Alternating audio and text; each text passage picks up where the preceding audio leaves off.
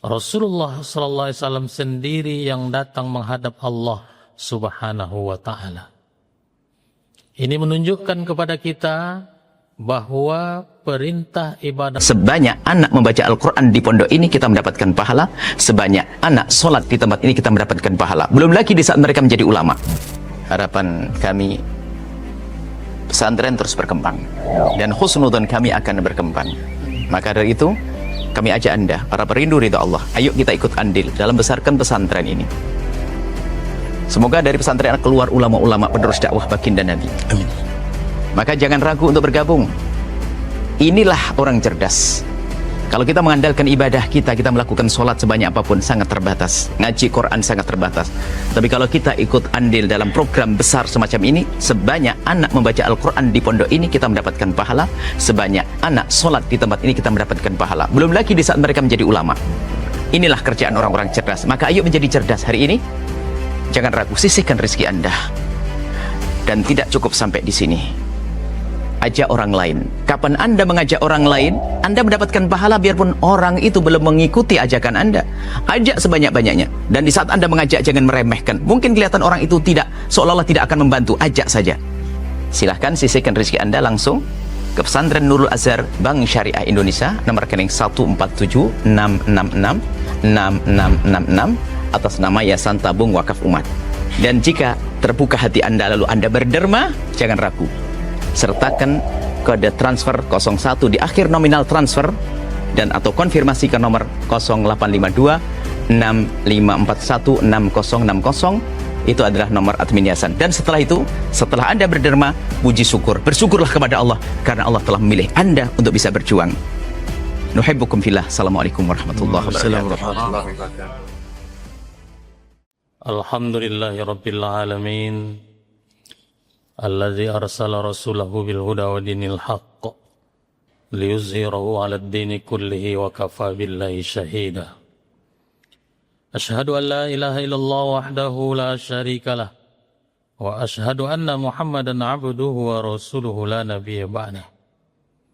Allahumma salli wa sallim ala sayyidina Muhammad wa ala alihi wa ashabihi ajmain.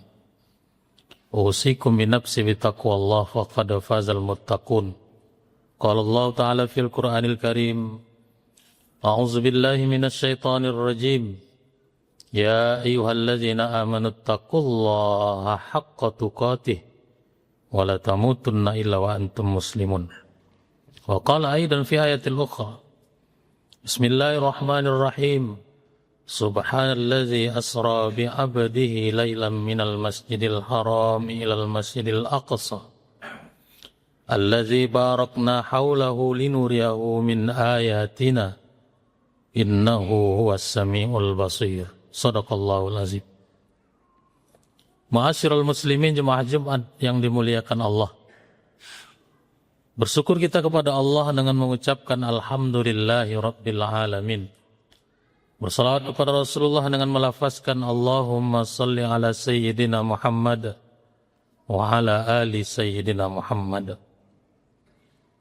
Setiap khutbah, khatib mengajak kita semua, terutama diri khatib pribadi, untuk meningkatkan ketaatan dan ketakwaan kita kepada Allah Subhanahu wa ta'ala.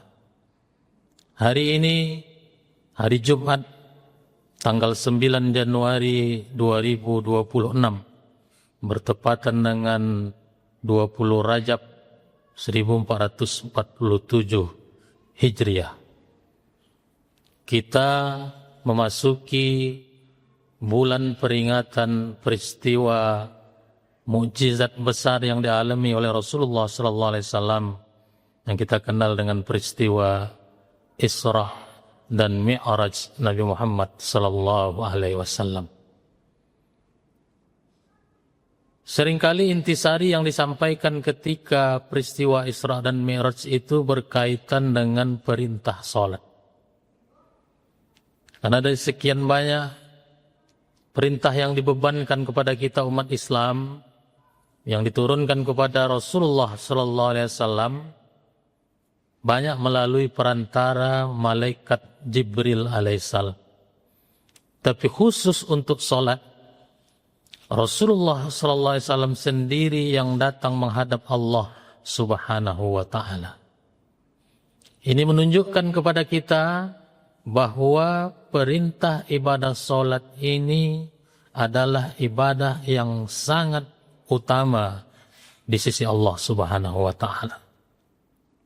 Ma'asyiral muslimin, jemaah Jumat yang dimuliakan oleh Allah Subhanahu wa taala. Setelah bulan Rajab, nanti kita masuk Sya'ban, setelah itu masuk bulan Ramadan.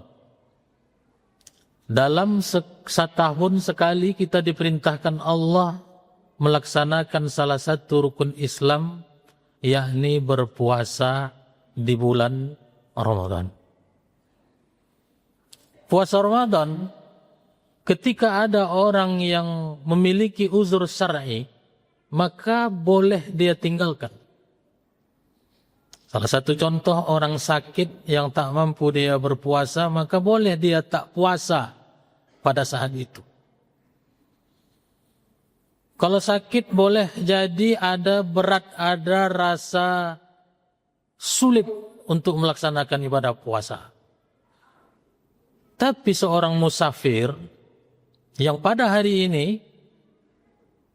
dengan teknologi alat transportasi pada hari ini, rasa-rasanya tak ada kesulitan orang ketika melakukan perjalanan.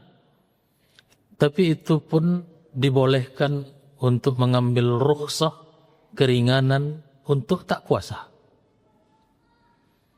Ada tempatnya, ada waktunya, ada kondisinya, puasa boleh tidak dikerjakan. Itulah yang disebut dengan uzur syar'i. Ibadah zakat. Zakat diwajibkan hanya kepada orang mampu saja. Yang sudah memiliki harta cukup nisab, batas minimal harta yang dimiliki, dan sudah sampai haul 1 tahun harta itu tersimpan. Tak semua orang diwajibkan membayar zakat, walaupun zakat itu termasuk salah satu rukun Islam. Nanti setelah Ramadan sampai nanti kita ke bulan Zulhijjah, Zulqa'dah, sudah persiapan orang ingin melaksanakan ibadah haji. Hari ini kalau kita mendaftar, punya tabungan 25 juta rupiah, kita daftarkan sehingga kita mendapatkan porsi beragam di seluruh Indonesia, tapi rata-rata antriannya sampai 30 tahun. Dan itu juga manistata'a, bagi orang yang memiliki kemampuan, mampu secara finansial, mampu fisik kesehatannya, dan kondisi di tanah haram tidak dalam keadaan peperangan. Tapi khusus ibadah salat. Di sini keutamaan ibadah salat. Selagi orang itu memiliki kesadaran, karena kewajiban ini diperintahkan kepada orang yang akil balik dan berakal. Selagi dia sudah akil balik, ada akalnya, sadar dia, maka ibadah salat tak boleh ditinggalkan. Kalau puasa tadi sakit, bisa kita tak puasa, diganti di hari lain.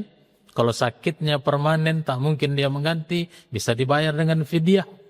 Ketika ibu menyusui atau hamil, boleh dia tak puasa karena berat. Orang musafir, boleh dia berbuka, nanti diganti pada hari yang lain, waktunya lapang. Adapun sholat, mau sakit, mau musafir, selagi masih ada kesadaran, ada akalnya, maka sholat tak boleh ditinggalkan.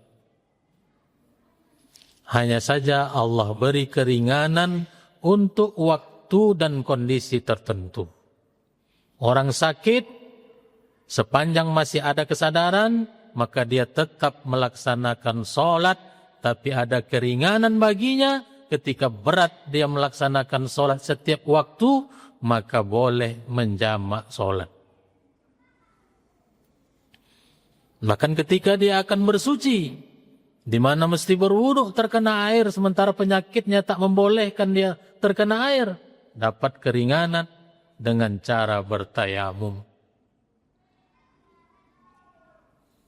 Saudara keluarga kita yang dirawat di ICU, kondisi tak sadar, ketika masuk waktu sholat zuhur, datang kesadaran. Maka pada saat datang kesadaran itu dan waktu sholat masih ada, keluarga yang sehat mesti mengingatkan dia untuk tetap mengerjakan sholat.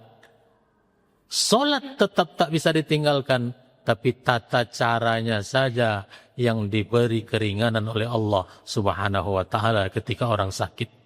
Karena mereka tak mampu berdiri, jangankan berdiri, duduk pun tak bisa. Hanya bisa berbaring, menggerakkan anggota tangan tak bisa. Tapi ada kesadaran, maka dia mesti melaksanakan kewajiban sholat sesuai dengan kemampuannya. Begitu juga musafir, ketika bulan Ramadan, dia boleh berbuka, tapi sholat tak bisa ditinggalkan karena tak bisa diganti di hari yang lain dan tak bisa dibayar dengan fidyah. Tapi Allah beri keringanan kepada musafir, boleh menjama dan mengqasar sholat. Maka wajarlah ketika Rasulullah sallallahu alaihi wasallam mengatakan, inna awwala ma yuhasabu yaumal qiyamah, sesungguhnya yang paling pertama diperiksa oleh Allah Subhanahu wa taala pada hari kiamat, as-shalah, adalah ibadah salat. Ketika kita nanti dibangkitkan di alam kubur, ketika hari kiamat datang, maka kita dikumpulkan di padang mahsyar. Semua kita masing-masing akan mempertanggungjawabkan apa yang telah kita kerjakan selama hidup di atas dunia. Buku catatan amal kita akan diperiksa. Yang diperiksa pertama adalah ibadah salat. Apa kata Rasulullah? Iza soluhat soluha amalu kulluh. Kalau salatnya bagus, maka insya Allah dapat dipastikan ibadah-ibadah, amal-amal yang lainnya akan ikut bagus. Tapi sebaliknya, wa iza fasadat, ketika diperiksa pertama kali solatnya, ternyata solatnya centang perenang. Fasada amalu kulluh, maka dapat dipastikan amal-amal yang lain ikut tak baik, ikut rusak. Dengan demikian dapat kita pahami bahwa ibadah solat ini menjadi barometer, menjadi tolak ukur diterima atau tidak diterimanya amalan kita yang lain. Makanya nanti jangan heran ketika bulan Ramadan kita melihat ada orang puasa tapi dia tak sholat. Makanya jangan heran ketika menjelang Idul Fitri banyak orang yang membayar zakat, baik zakat mal maupun zakat fitrah, tapi dia tak sembahyang. Solat menjadi barometer tolak ukur diterima atau tidak diterimanya amalan kita yang lain. Ditengok, diperiksa atau tidaknya puasa, haji, bacaan Quran, zikir, zakat, infak sedekah kita besok di yaumil mahsyar oleh Allah Subhanahu wa taala tergantung bagaimana catatan amal ibadah solat kita. Oleh karena itu, ketika kita memiliki anak usianya 7 tahun, kita sudah diperintahkan untuk mengajarkan anak kita sholat. Ketika usianya sampai 10 tahun, tak mau dia mengerjakan perintah Allah, mengerjakan sholat, maka boleh dipukul. Pukulan di sini maksudnya pukulan pendidikan, bukan untuk melukai ataupun mencederai. Begitulah Islam, bagaimana mengatur supaya orang Islam ini sejak kecil lagi diajarkan tentang sholat. Karena ibadah sholat ini adalah ibadah yang paling berat. Kalau zakat setahun sekali, kalau dia mau cicil dalam bentuk zakat penghasilan sebulan sekali, ibadah puasa yang wajib setahun sekali, haji yang wajib bagi yang mampu hanya sekali seumur hidup, tapi sholat setiap hari yang wajib 5 kali. Makanya berat. Zakat bisa dikerjakan di waktu yang lapang, siang hari, waktu kita tenang. Ibadah haji begitu juga, membaca Al-Quran apalagi, tapi sholat ada waktu-waktu tertentu yang kita letih, yang kita mengantuk, justru di situ kita diperintahkan bangun untuk melaksanakan ibadah sholat. Maka pantas dan wajarlah ketika ibadah sholat ini langsung Rasulullah Sallallahu Alaihi Wasallam menjemput ke hadapan Allah Subhanahu Wa Taala dibanding ibadah lain yang perintahnya diturunkan melalui perantara malaikat Jibril alaihissalam. Oleh karena itu, kaum muslimin jemaah Jumat yang dimuliakan oleh Allah Subhanahu Wa Taala, mari sama-sama kita didik anak kita agar jangan sampai mereka meninggalkan ibadah sholat sebagai ibadah utama yang kelak pertama sekali akan diperiksa, yang kelak akan menjadi penentu ibadah-ibadah lain dilihat dan diperiksa oleh Allah Subhanahu wa taala. Fatabiru ya ulil absar la'allakum turhamun.